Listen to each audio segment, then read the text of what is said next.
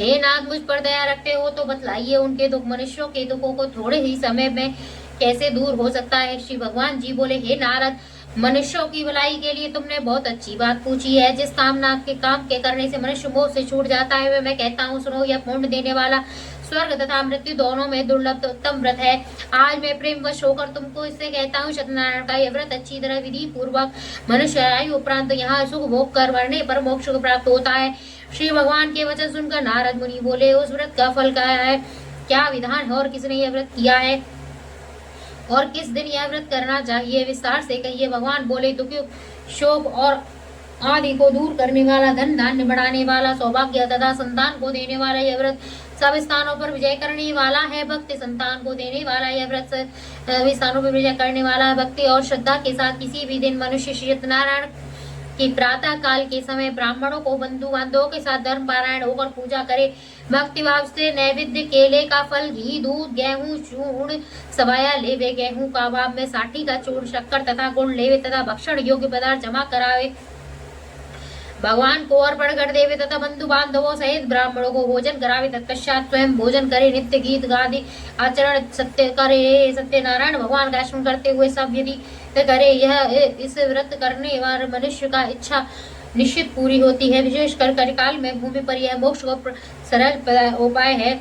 श्रीमन नारायण नारायण नारायण, भजवन नारायण नारायण नारायण, लक्ष्मी नारायण नारायण नारायण। श्री कृष्ण गोविंद हरे मुरारी, हे नाथ नारायण वासुदेवा।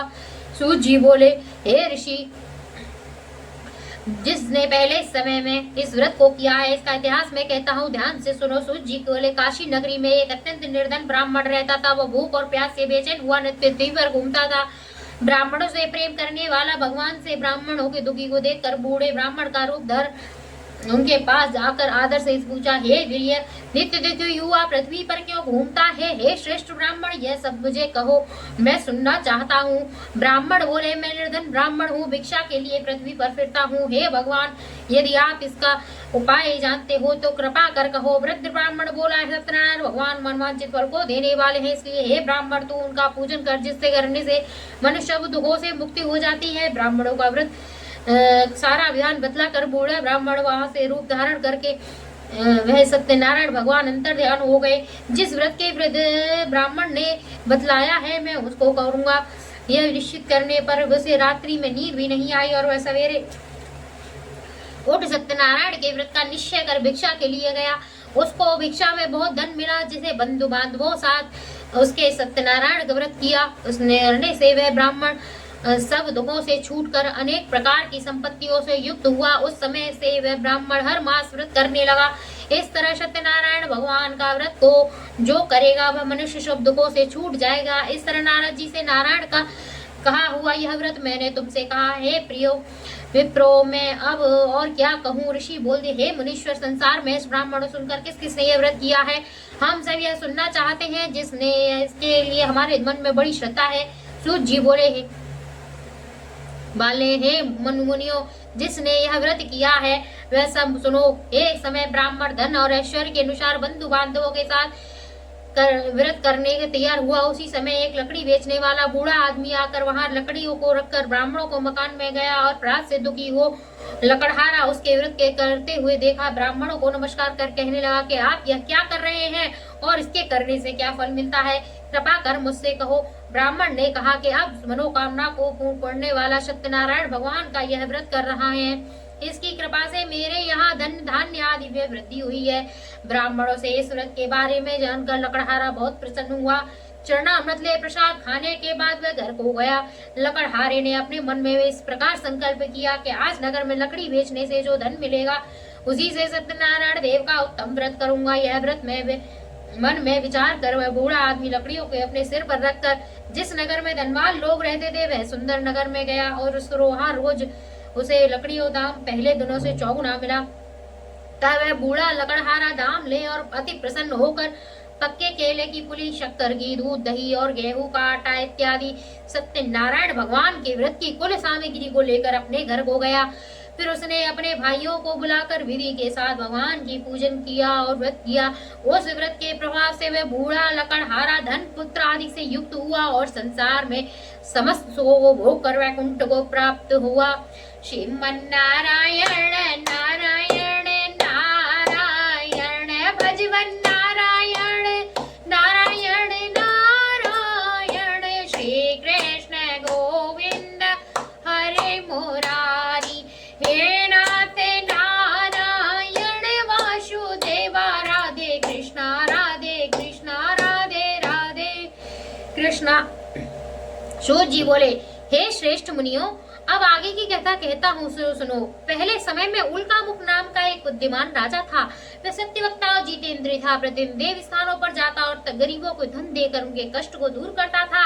उसकी पत्नी कमल के समान मुख वाली थी और सदी साध्वी थी। भद्रशिला नदी के तट पर दोनों श्री सत्यनारायण भगवान का व्रत किया।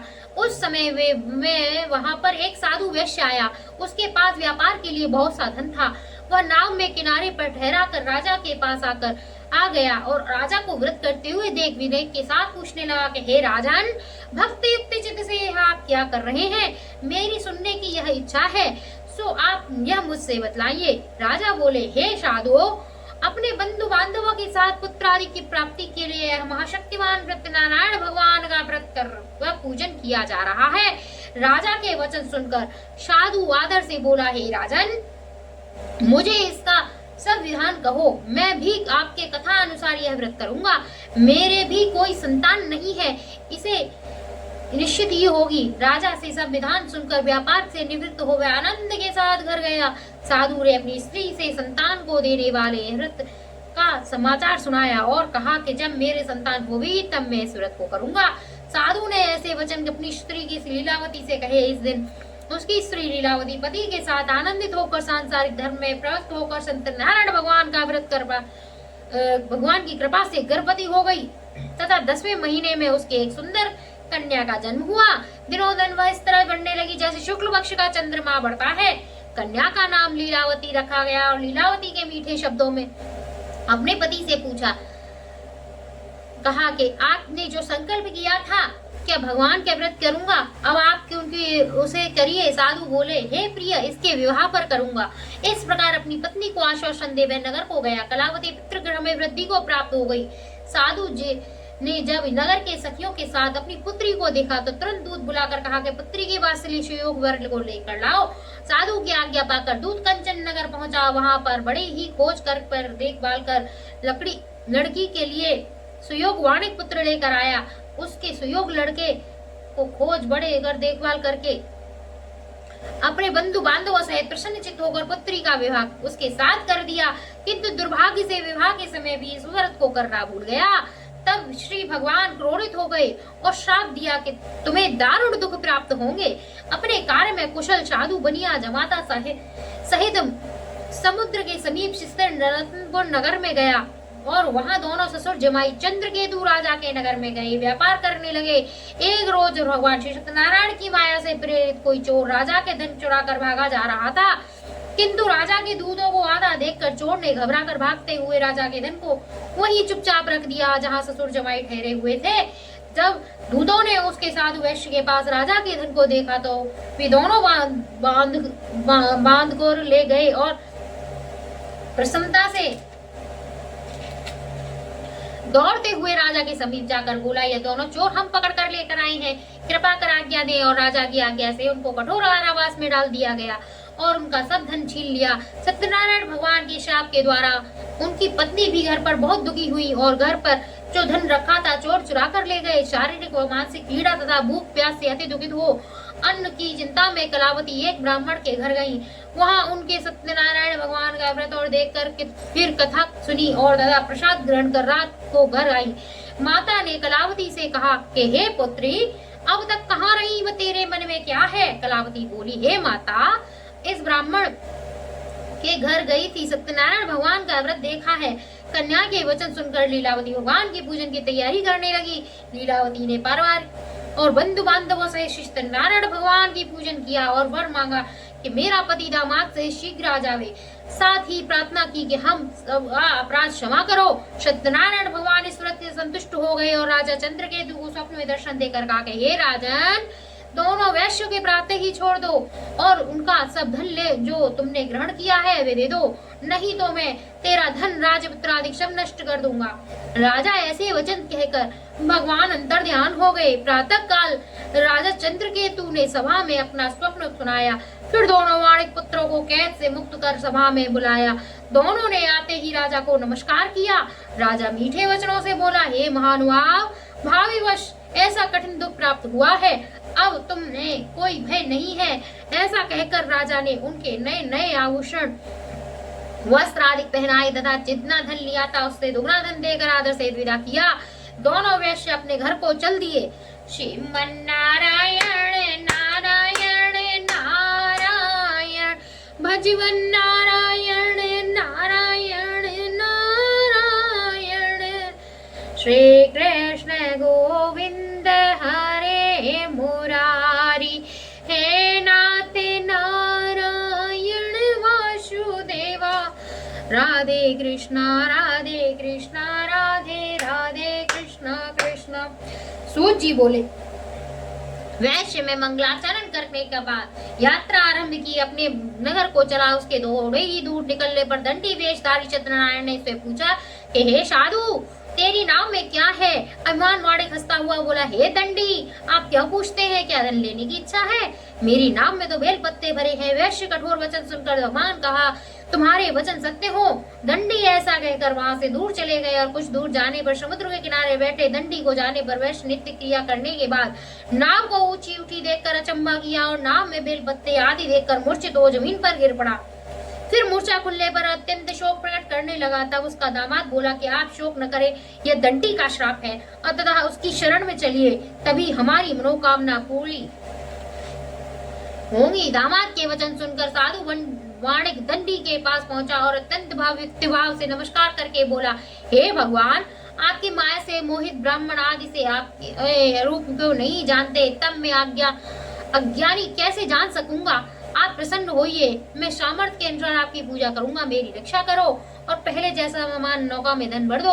उसके भक्ति युक्त वचन सुनकर भगवान प्रसन्न हो गए, इच्छा अनुसार वर देकर अंदर ध्यान हो गई। तब उन्होंने नाव पर आकर देखा तो नाव में धन से परिपूर्ण। फिर वही भगवान सत्यनारायण का पूजन साथियों के साथ अपने नगर को जब चला, जब अपने नगर के निकट पहुंचा तो दूत को घर भेजा।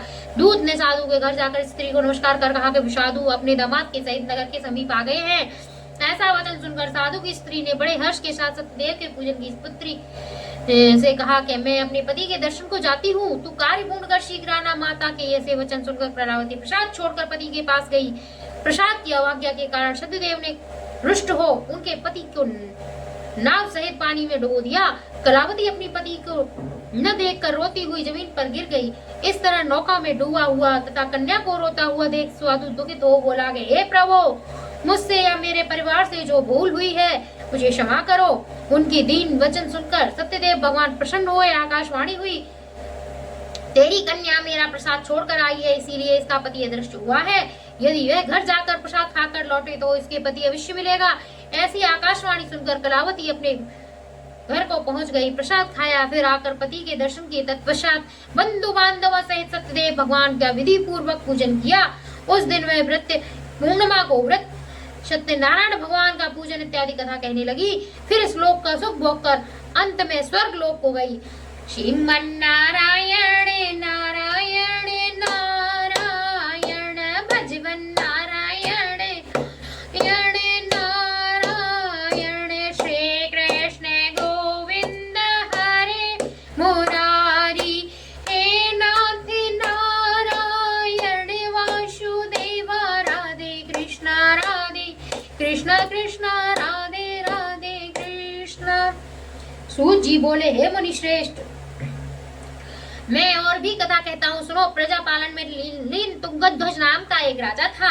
उसके भी इस भगवान का प्रसाद त्याग कर बहुत दुख पाया। इस समय एक समय वन में वह जाकर पशुओं को मारकर बड़े के पेड़ के नीचे आ गया और वहां उसने ग्वालों को भक्ति भाव से बंधु बांधवों से सत्यनारायण भगवान का पूजन करते हुए देखा और राजा को देखकर विमानवश वहां नहीं गया।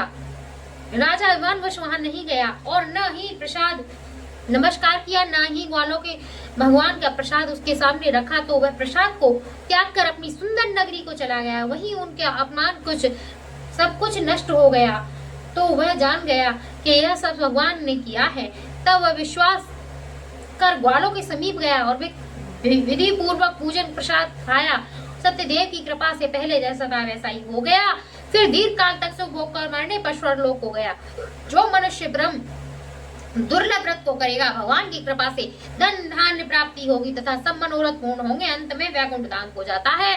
जिन्होंने पहले इस व्रत को किया है अब उसको दूसरे जन्म का कथा मैं कहता हूँ। वृद्ध सनातन ब्राह्मण ने सुदामा का जन्म लेकर मोक्ष को पाया। उल्कामुख नाम का राजा दशरथ होकर वैकुंठ को प्राप्त हुआ। साधु नाम का वैश्य मूर्त ध्वज बनकर अपने पुत्र को आरे से चीर कर मोक्ष को प्राप्त किया।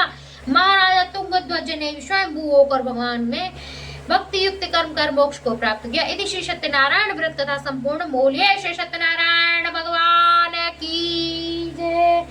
श्रीमन्नारायण नारायण नारायण भजमन नारायण नारायण नारायण। श्री कृष्ण गोविंद हरे मुरारी हे नाथ नारायण वासुदेव।